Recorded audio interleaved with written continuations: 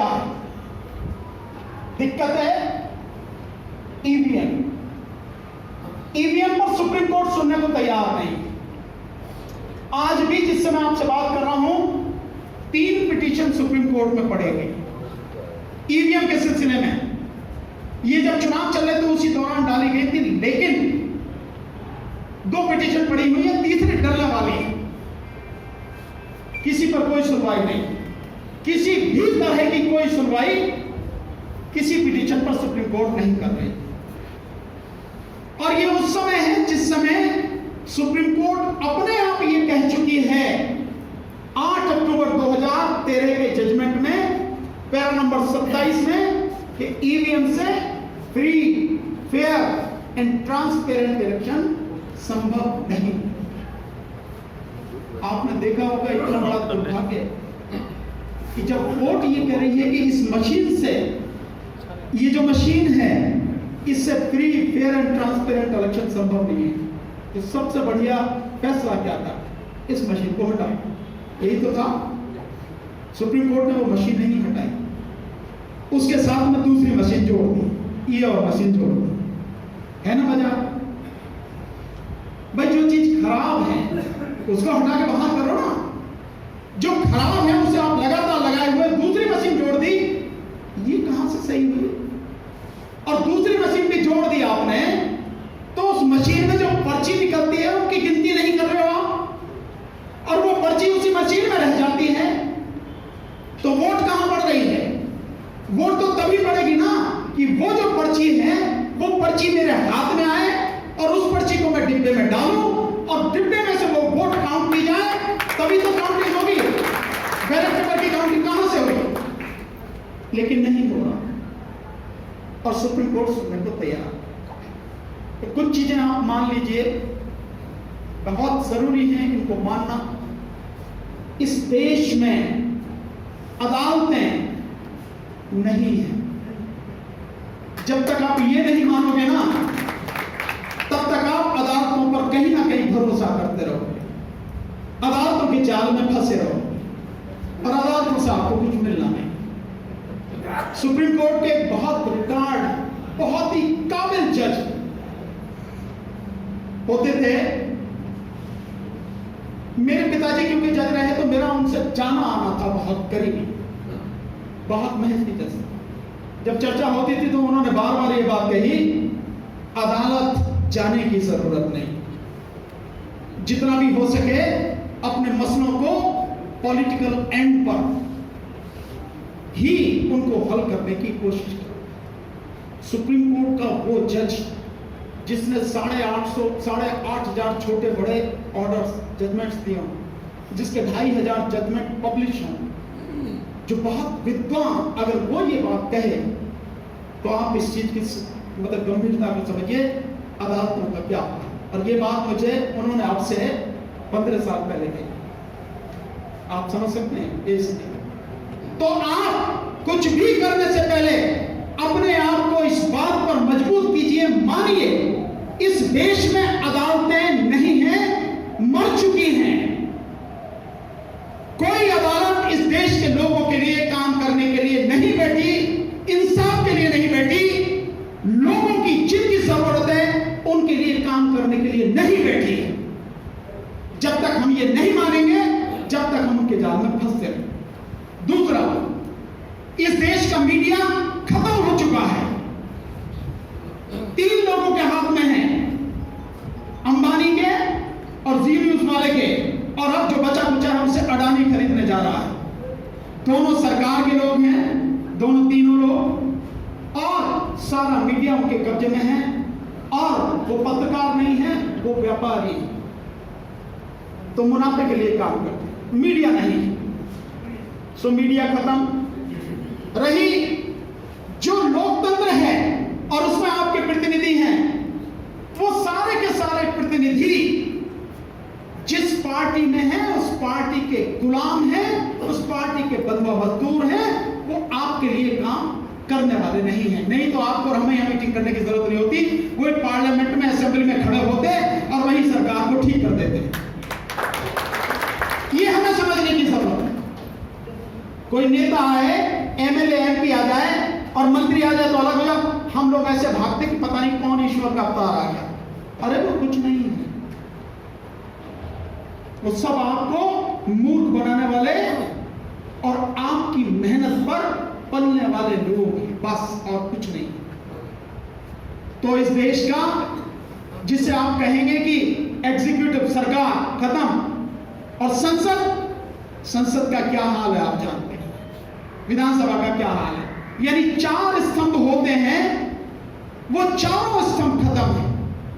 व्यवस्थापिका यानी संसद, कार्यपालिका यानी सरकार, न्यायपालिका यानी अदालत और मीडिया चौथा स्तंभ, ये सब खत्म हैं।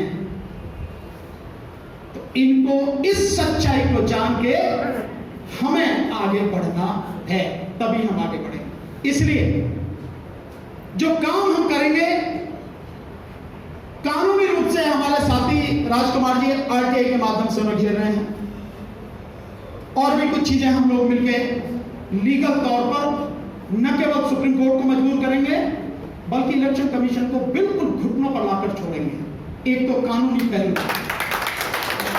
दूसरा पहलू है हमारा जन आंदोलन का।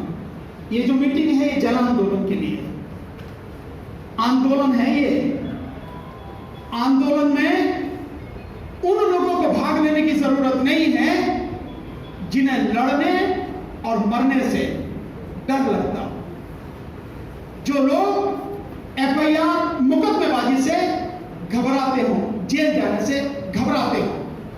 ये लड़ाई उनकी नहीं, उन लोगों को बिल्कुल भी इसके आसपास भी नहीं भटकना चाहिए। जो लोग लड़ने मरने जेल जाने और मुकदमेबाजी के लिए तैयार हो, केवल उन्हीं लोगों को लाठी डंडे खाने के लिए तैयार हो और फिर भी चुप रहें, शांत रहें, शांतिपूर्वक प्रजातांत्रिक और लोकतांत्रिक तरीके से आंदोलन करें। केवल आंदोलन उन्हीं के लिए है, ऐसे लोग साथियों जन आंदोलन। लेकिन इस जन आंदोलन के लिए तो हमारे सामने, क्योंकि सुप्रीम कोर्ट मैंने जैसे बताया सुन रही है और सुनवाना सुप्रीम कोर्ट को ही पड़ेगा। क्यों कि ये जो ईवीएम की समस्या है ये केवल 2 जगह से सुलझेगी, ये आपको क्लियर होना चाहिए। 2 जगह से, एक भारत की संसद पार्लियामेंट, उसको अधिकार है कि जन प्रतिनिधित्व कानून 1951 उसमें संशोधन करके ईवीएम को लाया गया था कांग्रेस द्वारा, उसी में संशोधन करके इसको हटाया जाएगा। तो केवल संसद के पास ही अधिकार। दूसरा अधिकार किसी के पास है तो वो है सर्वोच्च न्यायालय के पास, सुप्रीम कोर्ट के पास, वो कर सकती है। तीसरा किसी के पास कोई अधिकार नहीं है। लोग इलेक्शन कमीशन की बात करते हैं, चुनाव आयोग की। चुनाव आयोग कुछ नहीं है, केवल नौकर है। जो संसद ने कानून बना दिया उसी के हिसाब से काम करेगा, उसकी और इससे ज्यादा औकात भी नहीं है। तो उससे लोगों को समझना चाहिए कि हमारी लड़ाई कहां होनी है, कैसे होनी। तो चुनाव आयोग कुछ नहीं। एक बड़ा भ्रम फैलाया जा रहा है, इंटरनेशनल कोर्ट ऑफ जस्टिस, अंतरराष्ट्रीय अदालत से, अंतरराष्ट्रीय न्यायालय से इस समस्या का समाधान हो जाएगा। राजकुमार जी आप तो वकील हो ना, और यहां और भी साथी वकील हैं, और भी बहुत से साथी वकील हैं। क्या यह भारत और पाकिस्तान की लड़ाई है? क्या यह भारत और चीन की लड़ाई है? या हम अमेरिका से, रशिया से लड़ रहे हैं, या यूरोप से लड़ रहे हैं? नहीं ना। अंतरराष्ट्रीय अदालत में वही मुकदमे जाते हैं जो 2 देशों के बीच होते हैं। ये ईवीएम का मुद्दा हमारे देश का अपना मुद्दा है, आंतरिक मुद्दा है।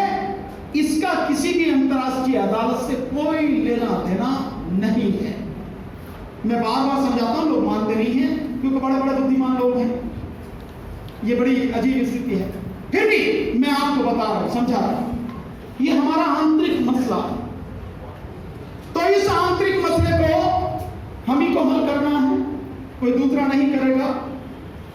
तो हमें, आप और हम सब जानते हैं कि जिस भारतीय जनता पार्टी के खिलाफ हम आंदोलन शुरू करने जा रहे हैं वो संसद पर काबिज है, लोकसभा में उसका बहुमत है, लेकिन उसका मैनेजमेंट ऐसा है कि राज्यसभा में उसका बहुमत ना होते हुए भी हर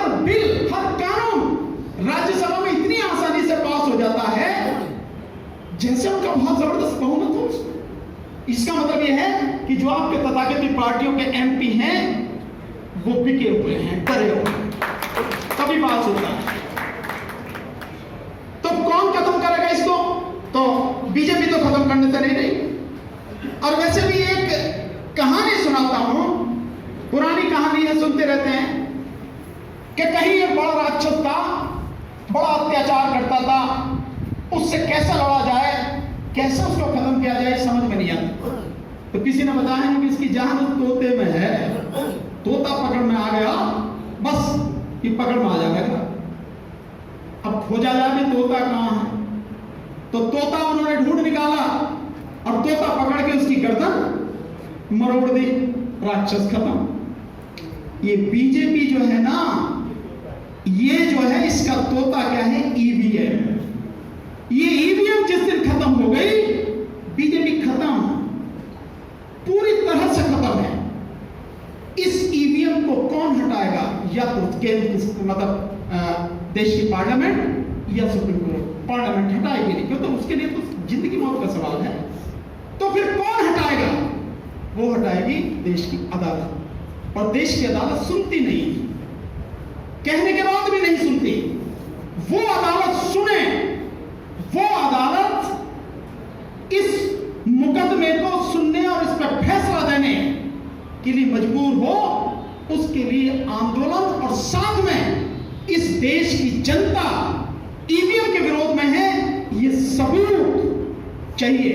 और उस सबूत के लिए ही हम शुरू कर रहे हैं हस्ताक्षर अभियान। हमने शुरू किया था 6 महीने पहले इस चुनाव से, लोग समझते नहीं। लोगों को कई बार दिक्कत ये थी कि भाई ये जो हमारा जो फॉर्म है इस पर पार्टी का नाम लिखा हुआ है।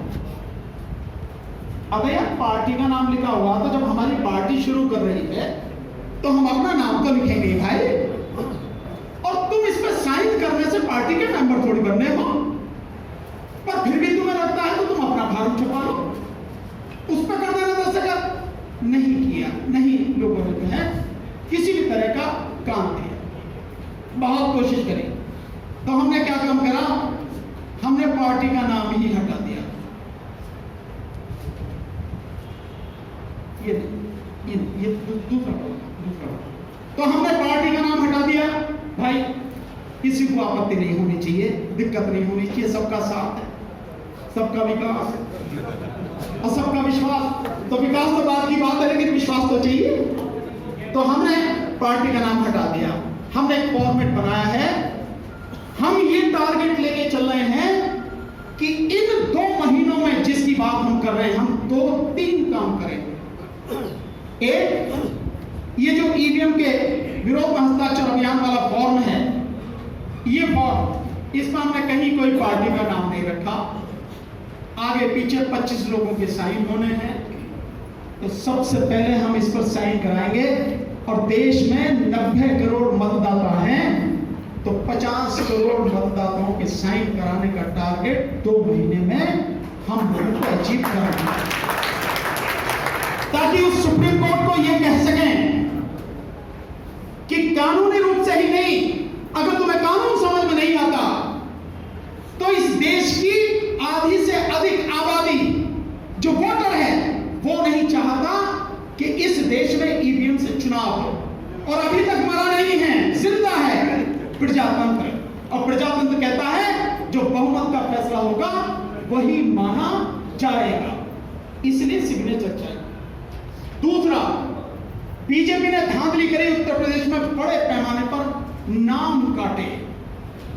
एक जगह से राजकुमार जी इस बात के गवाह हैं, उन्होंने बहुत जबरदस्त तरीके से काम किया है। एक बूथ से 50 से लेके 100, कहीं 150, 200, और मुझे जो जानकारी मिल रही है पूरे गांव के नाम काट दिए गए।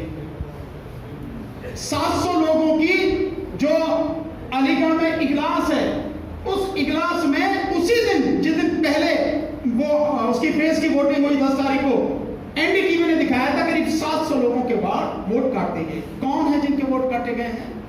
या तो मुसलमान, या यादव, या एससी के लोग, केवल इन्हीं के लोग वोट काटे गए और किसी के नहीं काटे गए।